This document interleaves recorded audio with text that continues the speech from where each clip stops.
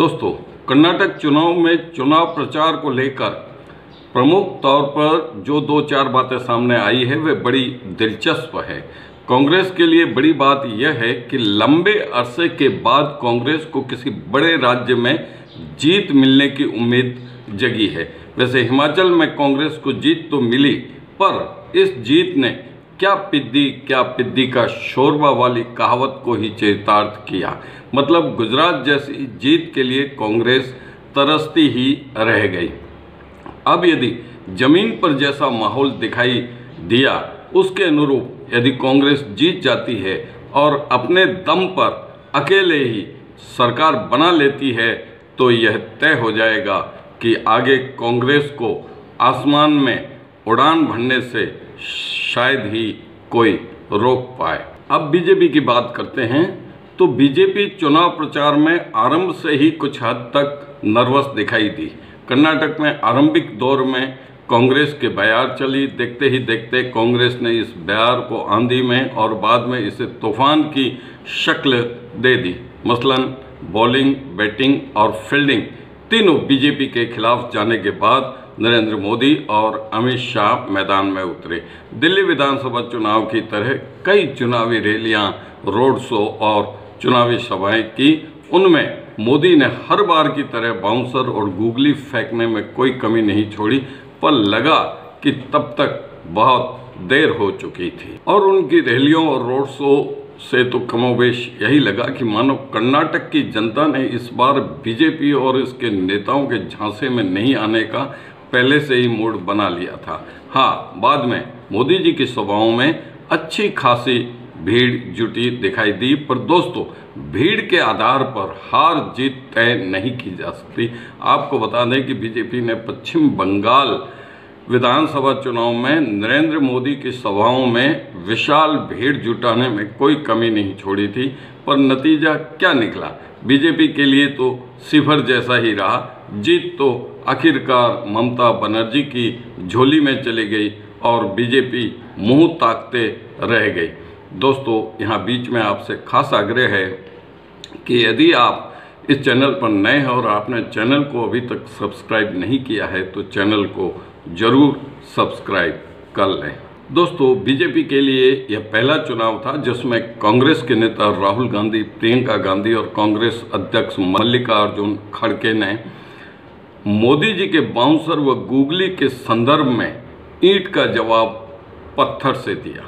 BJP के नेताओं और खास तौर पर नरेंद्र मोदी और अमित शाह में बौखलाहट और घबराहट साफ नजर आने के कारणों में यह भी एक प्रमुख कारण हो सकता है। चुनाव प्रचार के आखिरी दौर में नरेंद्र मोदी के मुंह से शाही परिवार, देशद्रोह, अलगाववाद, कर्नाटक को देश से अलग देखने, बजरंगबली, टुकड़े टुकड़े, गैंग सरीखे शब्दों ने देश भर में कई मौजूद लोगों को हैरान कर दिया। इसे सिर्फ और सिर्फ मोदी की बौखलाहट का ही नतीजा कहा जा सकता है। अमित शाह ने भी बीजेपी की सरकार नहीं बनी तो कर्नाटक को मोदी का आशीर्वाद नहीं मिलने और विकास रुक जाने वाली जो बात कही वह भी बौखलाहट और घबराहट का नतीजा ही कही जा सकती है। जाहिर है, ऐसी बातों से साफ लगता है कि पीएम भी अंदर खाने तो समझ गए हैं कि इतनी रैलियां, रोड शो और सभाएं करने के बावजूद कर्नाटक में बीजेपी के लिए हालत बहुत अच्छी नहीं कही जा सकती। बीजेपी ने येदियुरप्पा को हटाकर बीएस बोम्मई को लाने का नया एक्सपेरिमेंट शुरू किया, तभी उसे यह तो पता रहा ही होगा कि चुनाव इस बार लोकल लीडरशिप के नाम पर नहीं लड़ना है, क्योंकि येदियुरप्पा से किनारा करने के बाद बीजेपी के पास कर्नाटक में कोई कद्दावर नेता, लोकल नेता ही नहीं था। मसलन बीजेपी ने यह तो पहले ही तय कर लिया था कि चुनाव इस बार मोदी के नाम पर ही लड़ना है। सच तो यह है कि बीजेपी इस मुगालते में भी रही होगी कि मोदी के नाम से जो चुनाव लड़ा जाता है उसमें बीजेपी के हारने का सवाल ही पैदा नहीं होता। बस बीजेपी यहीं गच्चा खा गई लगती है और आप सबने देख लिया कि चुनाव मोदी के नाम पर ही लड़ा गया। अब यदि 13 मई को चुनावी नतीजे बीजेपी के फेवर में नहीं आते हैं तो यह पक्का हो जाएगा कि 70 की उम्र पार कर चुके नरेंद्र मोदी का जादू अब खत्म हो गया है। अब मोदी में बिगड़ी बाजी को अपने फेवर में करने का मादा नहीं रहा। वो कहावत आपको पता ही है ना कि बंदी मुट्ठी लाख की, खुल गई तो खाक की। मतलब कर्नाटक के चुनाव में यदि यह कहावत चरितार्थ हो गई और बीजेपी को हार का मुंह देखना पड़ा तो यह समझ लिया जाएगा कि अब मोदी जी की मुट्ठी खुल चुकी और उस मुट्ठी में बीजेपी को चुनाव में जीत दिलाने का न तो कोई जादू रहा और न ही कोई करिश्मा। तो फिर सवाल यह उठता है कि मध्य प्रदेश, छत्तीसगढ़, राजस्थान और हरियाणा विधानसभा चुनाव में बीजेपी का क्या होगा, इसका अनुमान ही लगाना रहा।